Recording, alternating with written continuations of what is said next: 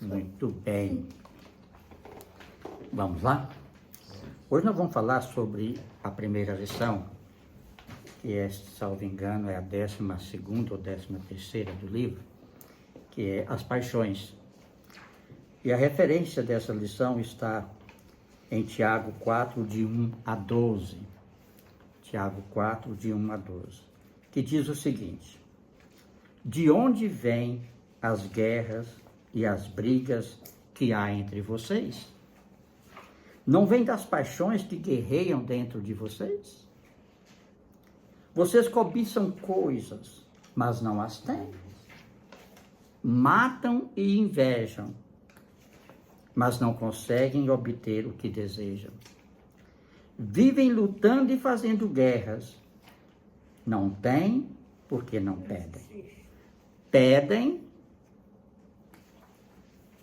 mas não recebem, porque pedem com más intenções, com o fim de gastar nos seus próprios prazeres. Adúlteros.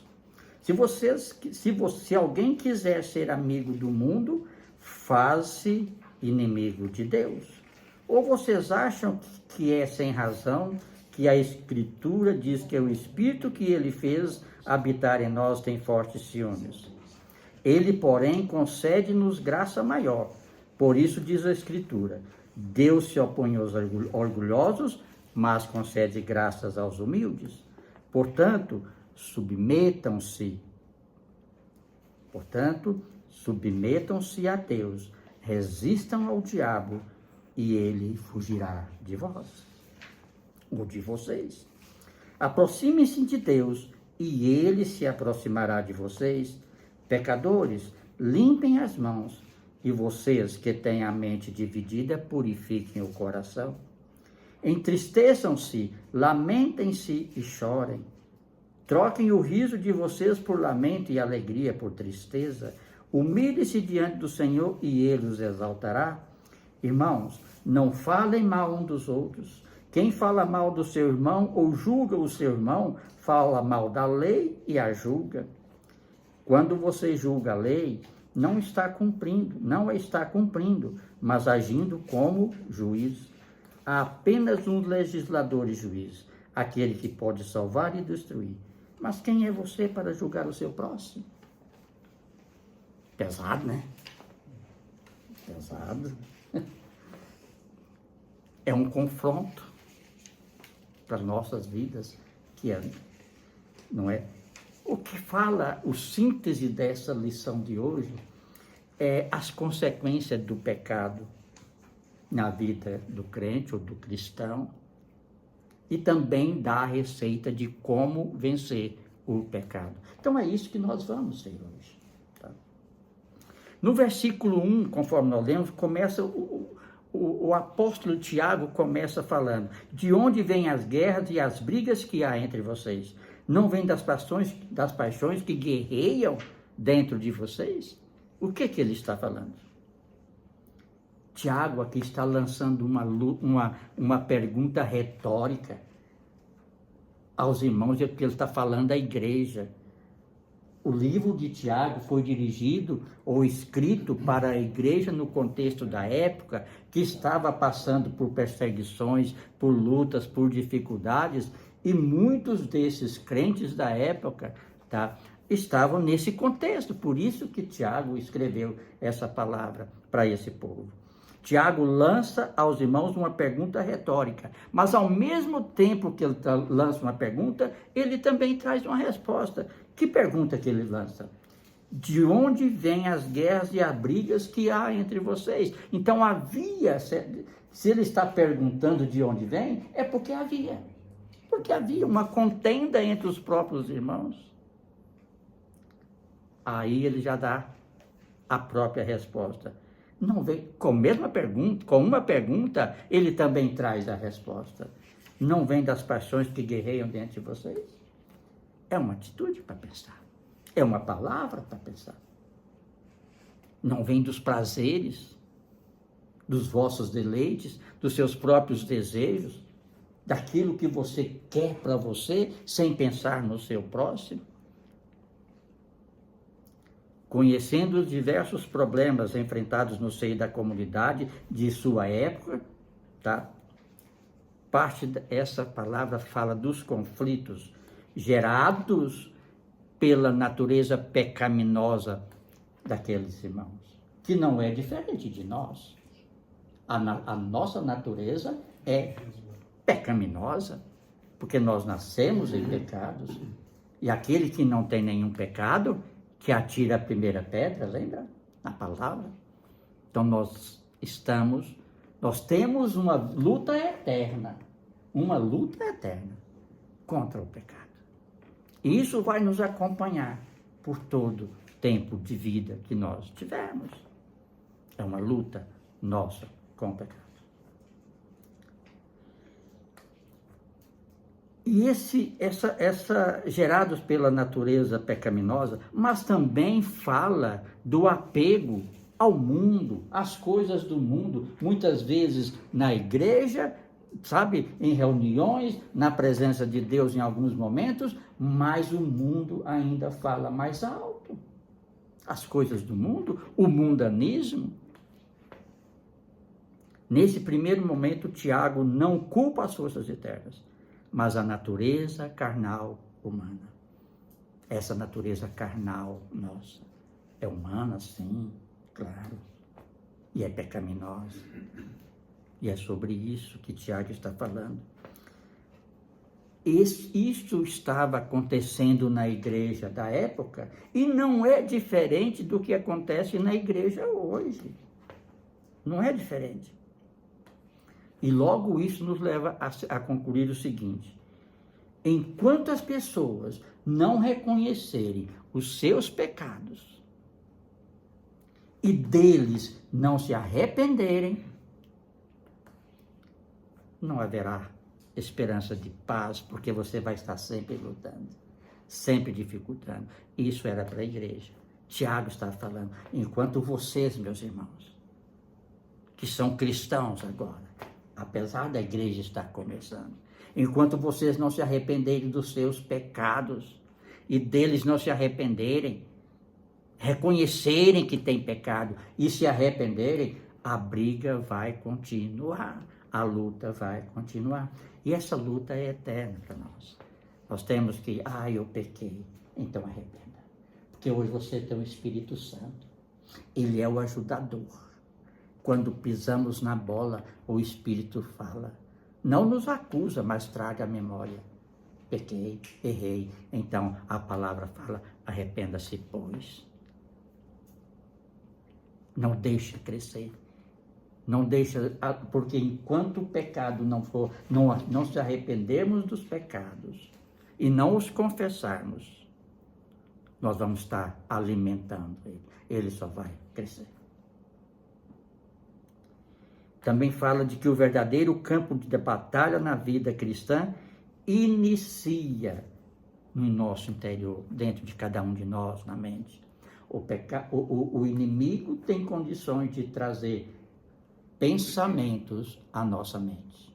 Ele não sabe o que eu penso, ele não lê o meu pensamento, mas ele traz pensamentos. E justamente, se eu tiver uma fragilidade, por isso que lá na frente o Tiago fala, resista, pois, ao diabo, as artimanhas dele, traz pensamentos ruins, resista, pois, e ele fugirá de vós.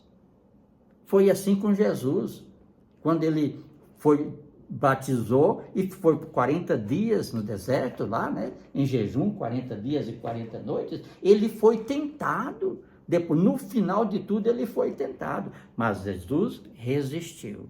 Resistiu com a palavra. Jesus resistiu e resistiu com a palavra. 3 tentativas frustradas. Por quê? Porque ele resistiu e o diabo fugiu.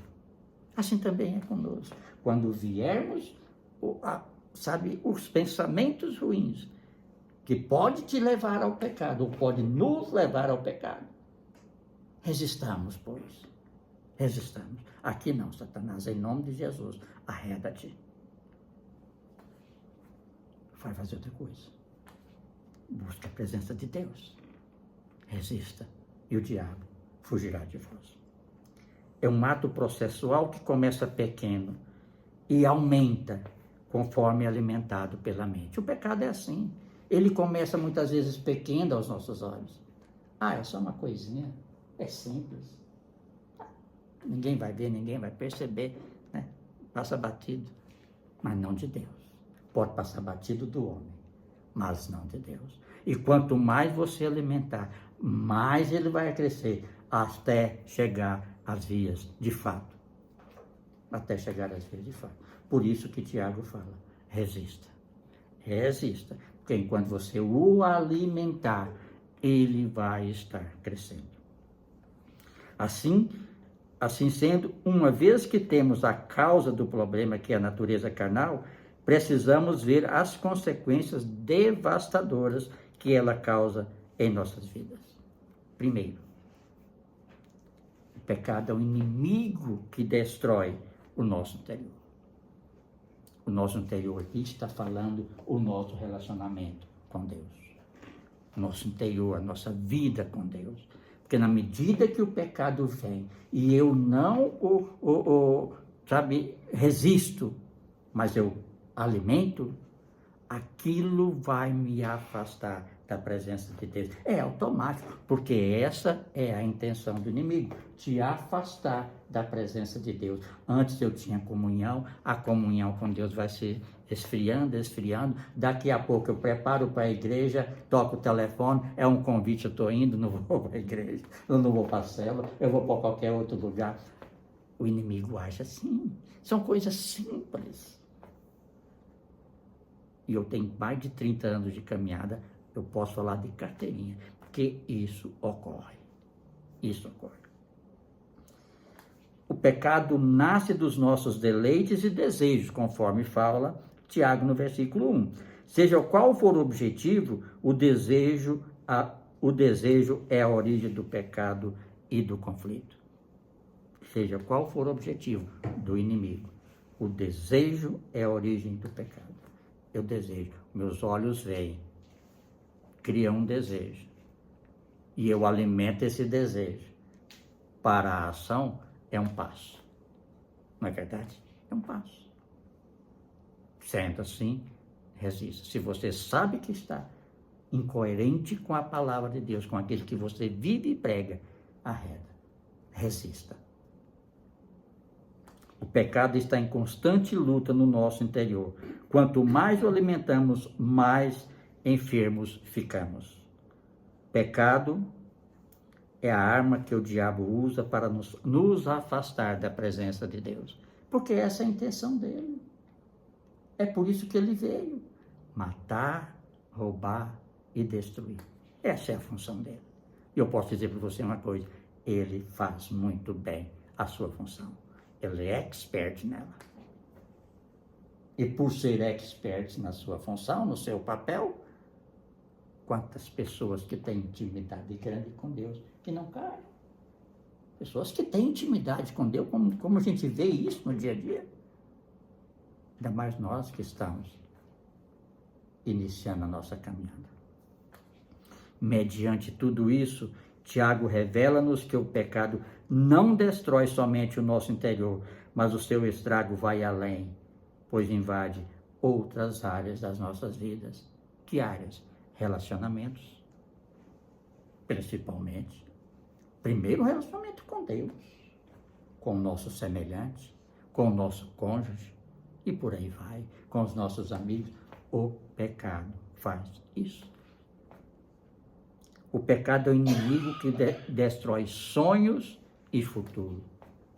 O pecado é o inimigo que destrói sonhos e futuros. Vocês cobiçam as coisas, mas não as têm. Matam inveja, mas não conseguem obter o que desejam. Vivem lutando e fazendo guerras. Não têm porque não pedem. Pedem, mas não recebem, porque pedem com más intenções. Em outras versões fala, não tem porque não pedem, mas quando pedem, não recebe, porque pedes mal. Outras versões falam, pedes mal. Pede, mas não recebe, porque pede com más intenções, com o fim de gastar nos seus prazeres. Pensa em você. Tiago está dizendo, você tem coisa, Você quer coisas que não tem capacidade de ter. Você é invejoso, mas não consegue satisfazer os seus desejos. Você briga e guerreia, mas não tem o que deseja porque não pede a Deus. E quando pede, não recebe. Por quê? A sua motivação está errada. Motivação errada. Então eu preciso conhecer a vontade de Deus para a minha vida, que só a intimidade com Deus vai me revelar. A partir do princípio que a vontade de Deus para a minha vida é boa, perfeita e agradável, eu já estou conhecendo parte da vontade de Deus. Ela é boa, perfeita e agradável para a minha vida. Será que o pecado é agradável ao coração de Deus? Não. Então fuja dele. Isso significa que o pecado fecha portas. O pecado fecha portas. Pois mais que se lute e guerreie, a frustração é o que se alcança. O pecado gera inveja, amargura devido às frustrações seguidas. Quanto mais você peca, mais frustrado fica. Portas se fecham. Que portas? N portas. Relacionamento. Trabalho. De repente o seu pecado no trabalho pode ser pertinente ao seu próprio trabalho. Descobrem, você perde. A porta se fecha. Não é o meu caso, que eu não estou trabalhando. Mas pode acontecer. O pecado, entenda bem isso, o pecado sem arrependimento bloqueia a oração. Olha a seriedade disso. O pecado sem arrependimento bloqueia a oração. Se você não se arrepender dos seus pecados, a sua oração é nula. É o que diz a palavra. E faz com que ela não tenha o devido efeito. É por isso que você pede, mas pedes mal, porque não se arrependeu dos seus pecados. Não se arrependeu. Então não vai receber.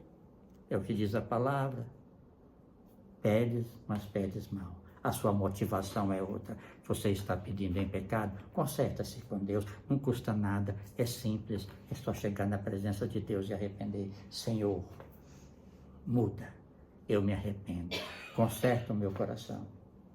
Faça-me novo. E livra-me de todo mal. Lembra da oração do Pai Nosso? Livra de todos os males. Perdoa os meus pecados, assim como eu tenho perdoado a quem tem me ofendido. É assim a oração.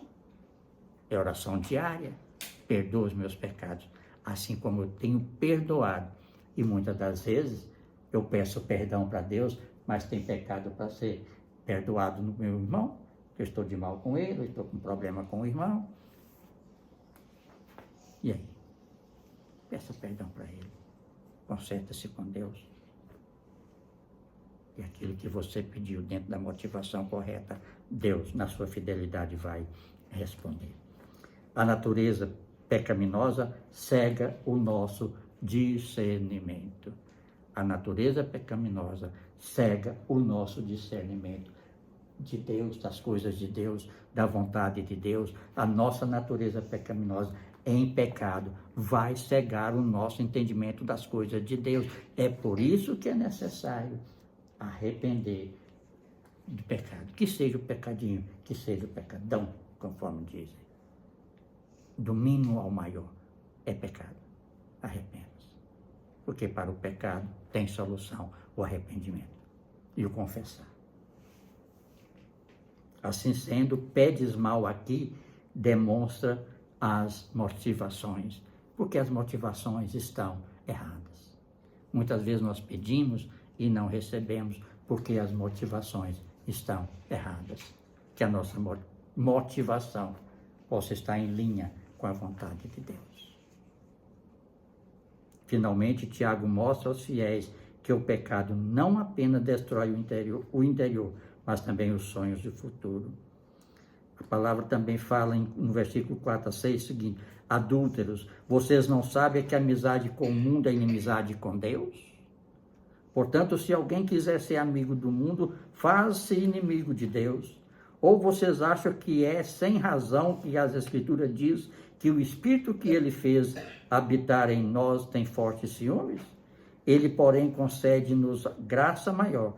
Por isso diz a Escritura, Deus se opõe aos orgulhosos, mas concede graças ao humilde.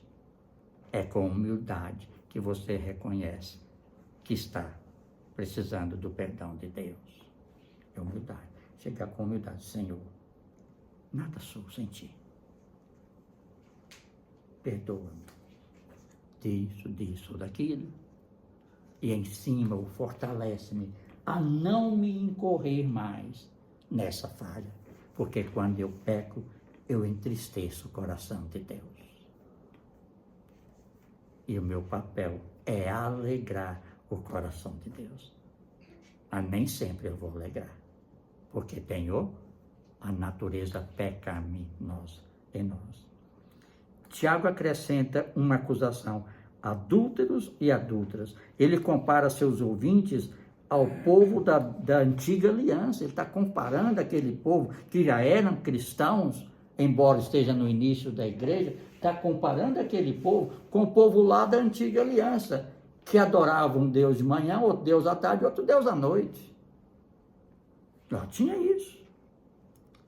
Adoravam Deus, mas não abriam mão dos outros deuses. Eles adoravam a Deus, o Deus vivo, o Deus de Israel, que nós temos na nossa vida, mas não abriam mão dos outros deuses. Lembra quando eles saíram do Egito? 40 anos peregrinando pelo deserto?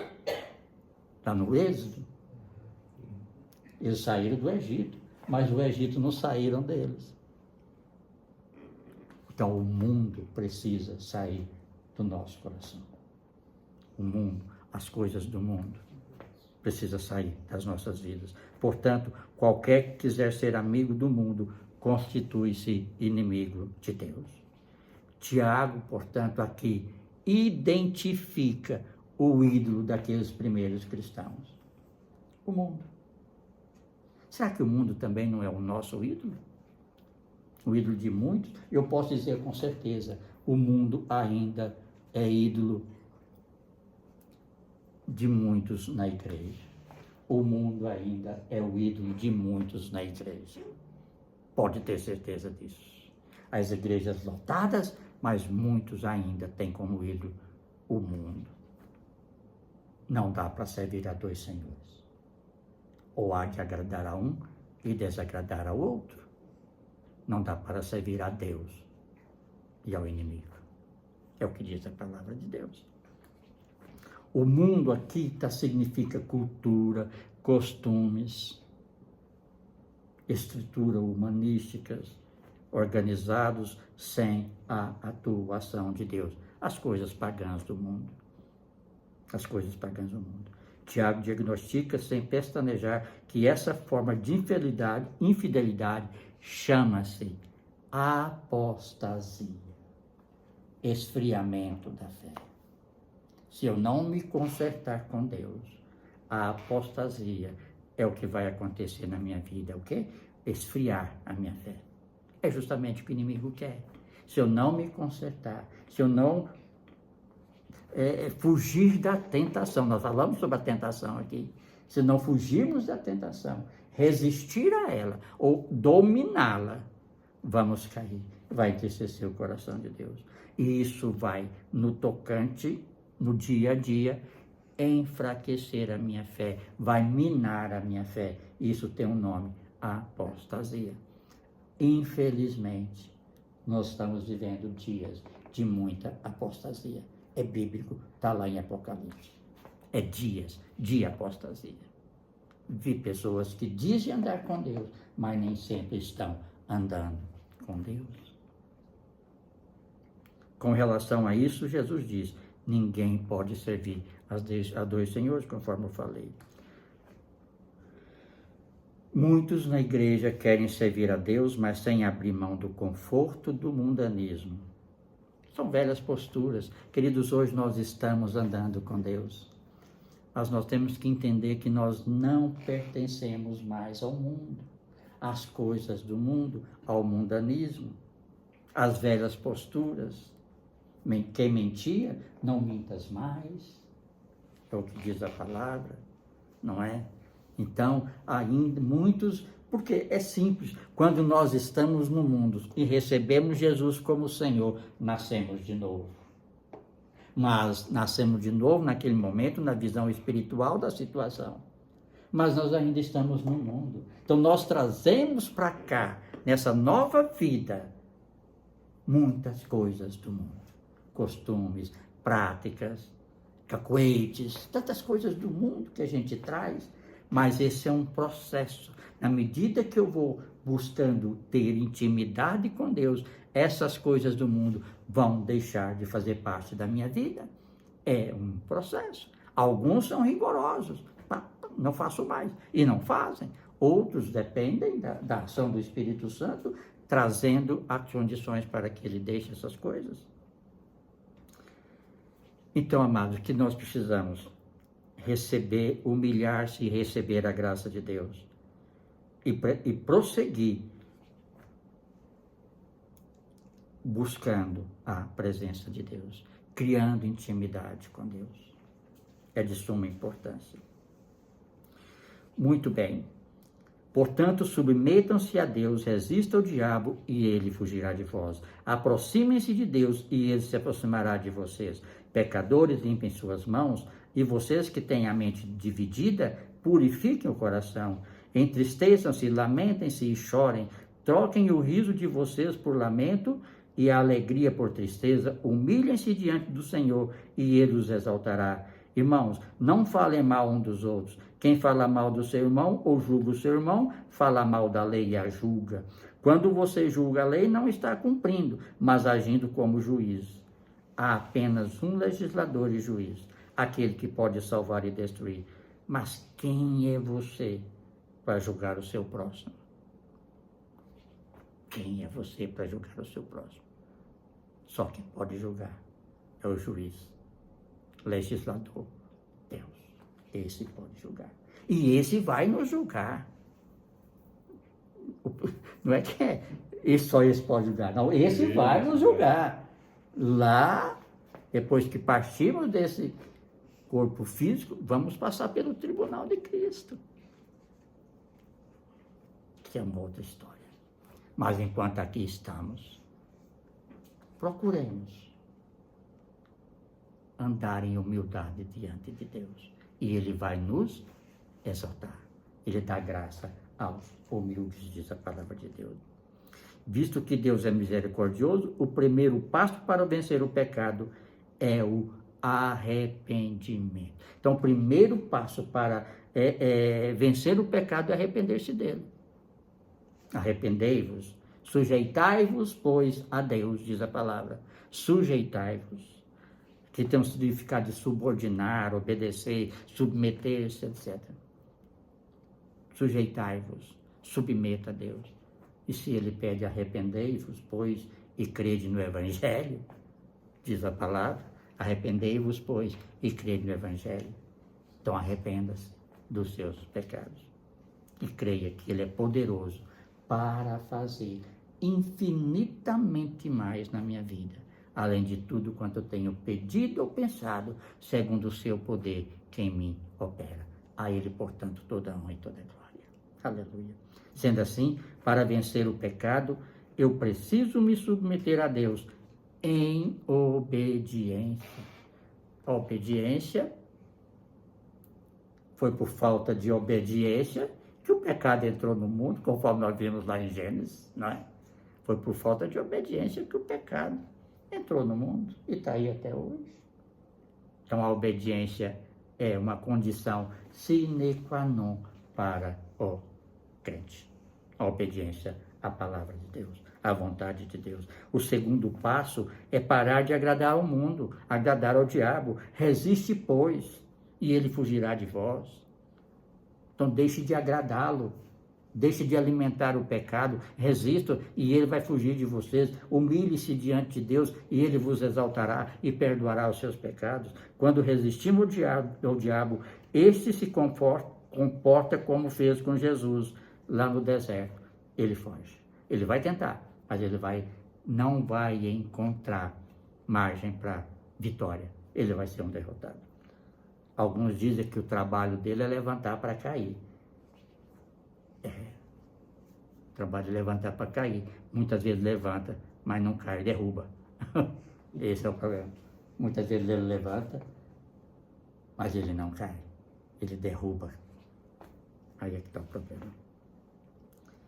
Este é o clamor de Deus geral para a igreja. Aproxime-se de mim, clame ao Senhor, adore-me em espírito e em verdade, cultue-me em obediência. Então, meus amados, queiramos vencer o pecado? Então, o primeiro passo é se arrepender. Ter consciência que aquilo que eu fiz está errado. Arrependo-me, pois, e me conserto com Deus. O segundo passo, pare de agradar, pare de alimentar o pecado. E humilhe-se diante de Deus, e Ele vai te exaltar. Amém? No versículo 13, já na outra lição, que é os planos, ouça agora vocês que dizem, hoje ou amanhã iremos para esta ou aquela cidade. Passaremos um ano ali, faremos negócio e ganharemos dinheiro. Vocês nem sabem o que acontecerá amanhã. O que é a sua vida? Vocês são como neblina que aparece por um pouco de tempo e depois se dissipa. Em vez disso, deveriam dizer, se o Senhor quiser, viveremos e faremos isto ou aquilo. Se o Senhor quiser. Não sou eu, é se o Senhor quiser. No entanto, você se orgulha das suas pretensões. Todo orgulho como esse é maligno. Portanto, pensem nisto. Quem sabe o que deve fazer o bem e não o faz, comete pecado. Quem sabe que deve arrepender-se e não o faz, comete pecado. Ou continua no pecado. Simples assim. Muito bem. Essas passagens estão falando de uma coisa muito importante para as nossas vidas. A presunção. Ou a autossuficiência. Ouça agora, vocês dizem, hoje ou amanhã iremos por esta ou aquela cidade. Passaremos ali um ano e faremos negócio e ganharemos dinheiro. Autossuficiência, presunção. Tiago agora vai falar do risco da presunção. A presunção vem de um entendimento errado de nós mesmos e das nossas ambições. A presunção é assegurar a nós mesmos que o tempo está do nosso lado e à nossa disposição. E não é assim. O tempo está do nosso lado e à nossa disposição. Eu tenho todo o tempo para fazer, mas eu tenho que fazer na dependência de Deus. Não na minha força, mas na força de Deus. Tudo na vida é na força de Deus, não é na minha força. Presunção é fazer os nossos planos como se estivéssemos no total controle do futuro. Fazer os nossos planos, conforme ele falou aqui no primeiro versículo, que hoje ou amanhã iremos para esta ou aquela cidade. Passaremos um ano ali, faremos negócio e ganharemos dinheiro. Será que é assim na nossa vida? Não é, nem sempre é. Pode até dar certo por um momento, mas nem sempre vai dar certo. Se Deus não estiver no controle, não vai dar certo. Pode até dar certo por um tempo, mas depois não vai mais. Isso é presunção. Então, presunção é assegurar a nós mesmos que o tempo está do nosso lado e à nossa disposição. Fazer nossos planos como se estivesse no total controle de tudo. Nós não temos controle do tempo. A Bíblia fala, conforme nós lemos aqui, o que é a sua vida é como uma neblina que se dissipa. Nós vamos falar sobre isso. Presunção é viver como se a nossa vida não dependesse de Deus. Isso é autossuficiência. A autossuficiência, a presunção é viver a nossa vida como se não dependêssemos de Deus. E nós dependemos de Deus em tudo. Precisamos aprender a depender de Deus em tudo. É nos mínimos detalhes. Por quê? Porque Deus é Deus de detalhes. Deus é Deus de detalhes. Lá na criação a gente vê isso, é Deus de detalhes. Presunção, portanto, é um pecado. Ela envolve tomar as nossas próprias mãos a decisão de planejar e comandar a vida à parte de Deus, sem Deus. Eu vou programar a minha vida, fazer igual no início do ano. Normalmente as pessoas fazem a programação para todo ano, né? Quem ensina muito isso é o pastor Elcio. Você tem que parar e fazer o seu plano para o ano inteiro. Agora, presunção é você fazer plano para o ano inteiro e não colocar Deus no meio. Autossuficiência. Então, a nossa programação, os nossos planos precisam ter Deus. E olha que nós estamos bem no início do ano. É tempo de colocar Deus todos os dias na nossa vida. Em tudo que viemos fazer, é na escola, é no trabalho, é nas provas, é Deus. Deus tem que estar ali, Ele vai te trazer a revelação necessária daquilo que você estudou. Lembrar, para poder fazer as provas, fazer as suas tarefas. Na nossa vida é assim. Te dá a palavra certa para você falar com o juiz, com o delegado, etc. É na dependência de Deus. Portanto, a presunção olha para a vida como um contínuo direito e não como uma misericórdia diária. É direito meu. Querido, nós como crentes em Deus, não podemos viver só na misericórdia de Deus. Se nós dependemos da misericórdia de Deus, está errado. Só da misericórdia está errado. Eu preciso depender de Deus em tudo. É da graça de Deus que eu preciso depender. E não só da misericórdia. É pelas suas misericórdias que eu estou aqui, que Deus me deu sopro de vida hoje. É pela misericórdia de Deus. Analisando mim por mim mesmo, talvez eu não merecesse mais esse dia. Mas Deus me deu. Misericordioso é o Senhor. E assim com tantas pessoas, né? Precisamos ter alvos, planos, sonhos, mas nunca presunção, ou seja, se achar autossuficiente em tudo. Não se ache autossuficiente em tudo, mas se ache autodependente de Deus em tudo. É fácil ser dependente de Deus? Não. Por quê? Porque certas decisões exigem serem rápidas, não é? E o tempo não é nosso, conforme nós já vimos. O tempo é de Deus. Complicado. Como nós podemos proteger da presunção? Vocês nem sabem o que acontecerá amanhã, o que é a sua vida. Vocês são como a neblina que aparece por um pouco de tempo e depois se dissipa. O que é a sua vida? Em primeiro lugar, nós precisamos ter consciência da nossa ignorância. No entanto, não sabeis o que sucederá amanhã. Você sabe o que vai acontecer com você amanhã? Eu não sei. Nem no minuto seguinte eu não sei.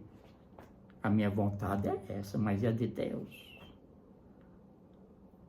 No entanto, não sabeis o que sucederá amanhã. Sucederá amanhã. Então, a primeira coisa para vencer essa situação, eu preciso ter consciência da minha ignorância quanto ao que vai acontecer do futuro. Eu não sei, mas Deus sabe.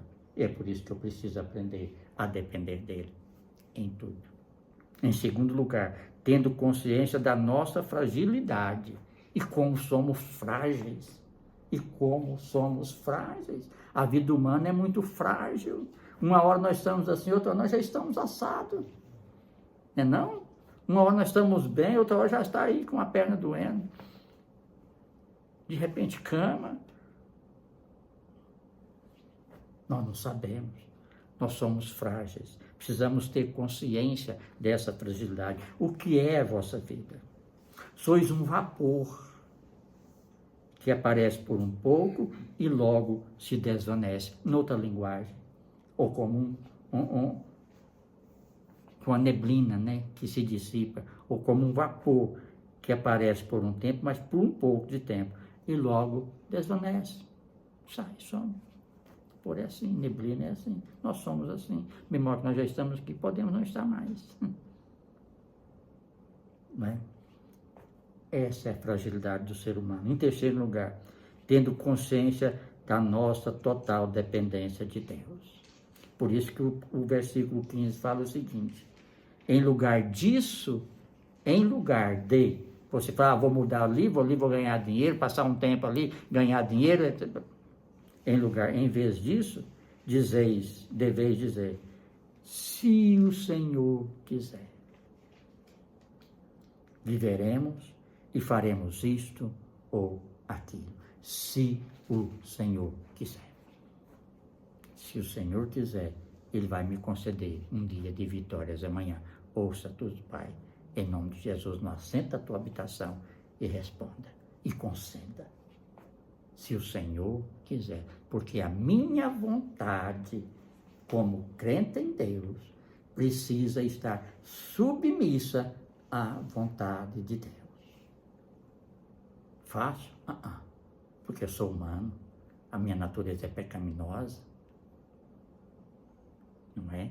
Eu tenho a minha vontade, Deus tem a dele, mas eu preciso esforçar-me para que a minha vontade esteja sempre dentro da vontade de Deus. Tiago, em seguida, considera o sublime questão da vontade de Deus. Bom, vou falar de 4 argumentos para revelar a tolice de se ignorar a vontade de Deus. A complexidade, a incerteza, a brevidade e a fragilidade da vida. A complexidade da vida. Ouça agora, vocês que dizem, hoje ou amanhã iremos para esta ou aquela cidade. É a complexidade da vida. Pensa em tudo que envolve a vida. Hoje, amanhã, comprar, vender, viver. A vida é feita de pessoas e lugares, atividades. Todos nós tomamos decisões no dia a dia. Mas as minhas decisões precisam estar dentro da vontade de Deus. É por isso que eu preciso buscar, porque a vida é complexa para mim, mas não para Deus. A vida aos meus olhos é complexa, mas não para Deus. Ele nos formou, Ele conhece a mim mais do que eu mesmo. A incerteza da vida. Vocês nem sabem o que acontecerá amanhã. O que é a sua vida? É incerteza, a gente não sabe. Se a gente tiver essa consciência, a gente vai melhorar o nosso relacionamento com Deus. E, por conseguinte, o nosso relacionamento com o nosso próximo. Isso aí fala também de um provérbio, 27:1, fala o seguinte: não te glorieis do dia de amanhã, porque não sabes o que produzirá o dia. Não te glorieis antes, você nem sabe o que vai acontecer. Mas se Deus quiser, se Deus quiser. Aquele que pensa que pode administrar o seu futuro, é todo. Simples assim. A vida não é incerta para Deus, mas é incerta para nós. Porque é a complexidade dessa vida. Outra coisa que a gente pode entender é a brevidade da vida. Vocês são como a neblina, é curta. O espaço de tempo que ela toma é pequeno. A nossa vida também é assim. Tudo bem que lá, antes do dilúvio, vivia 900 anos. Mas hoje não mais. 60, 70, o que passar disso é enfado, diz a palavra de Deus. Glória a Deus pela longevidade que Ele nos concede. Não é? A brevidade da vida. Vocês são como a neblina que aparece por um tempo e tempo depois se dissipa. Tiago compara a duração da vida como uma neblina. E quem fala muito sobre isso é Jó. Jó é tremendo para falar sobre a durabilidade da vida. Eu anotei aqui 4 situações de Jó. É coisa rápida. Ele diz lá em Jó 7,6: os meus dias são mais velozes do que a lançadeira de tecelão. Você sabe o que é uma lançadeira de tecelão? Você já viu um tiar? Aquelas tecedeira, tá lá no tiar e passa uma coisinha assim dentro das linhas para fazer o tecido, ela escorre ali e vai passando a linha. Aquela é a lançadeira do tecelão. Eu falo isso de carteirinha porque minha mãe foi tecedeira, tá? Minha mãe foi tecedeira, então tinha o tiar. Então ela pega aquela canoa, a gente chamava aqui de canoinha. Então punha ali a linha e jogava assim, mexia lá embaixo. voltava e ia fazendo o tecido do jeito que, não sei como é que funcionava, mas fazia uns desenhos bem interessantes. Essa é a lançadeira do tecelão. Os dias passam mais velozes, passa rápido. Se você já logou, daqui você tem que pegar de casa, senão vai cair lá no chão. Não é? Você já viu isso, né? Nossos dias sobre a terra são uma sombra. Mudou a posição do sol, acabou a sombra. Jó está falando isso em 8:9. Jó 9:25. Jó 9:25. Os meus dias são mais velozes do que um corredor. Corredor que é corredor, corre. Rápido. O homem nascido da mulher é de poucos dias e cheio de inquietação. Nasce como uma flor e murcha. Foge também como a sombra e não permanece. Isso é Jó. Ele chegou a essa conclusão, que a vida é assim. O homem que é nascido de mulher é de poucos dias e cheio de inquietação. Quem não tem inquietação? Nasce como uma flor, bonito, rechonchudo, né, bonitão. Bom, eu estou falando assim porque eu fui assim, tá? Mas murcha.